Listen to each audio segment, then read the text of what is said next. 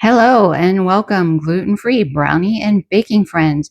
This is my second time making Namaste because I goofed it up majorly the first time. So this time I'm going to use one egg, the proper amount, half a cup of hot water and half a cup of oil. So let's get it mixed up and see how it turns out.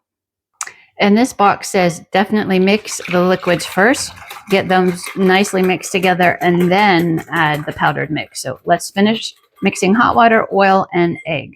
That's liquids mixed as it indicated. Now the powder mix goes in. This mixed up in like 10 seconds, no joke. So I have a 9x9 greased pan. Let's get that in there.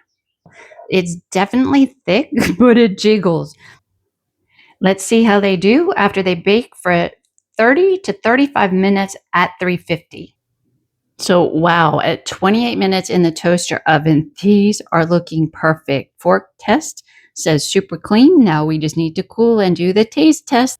And here it is, all cooled off, ready to taste. And it rose pretty high. But let's give it the good old taste test. Oh, kind of flaked off a little bit. Looks drier than I expected.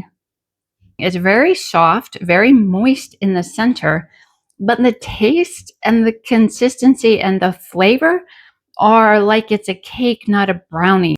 Now, making it correctly with one egg and half a cup of water, this would come out in fifth place. So I appreciate it's organic.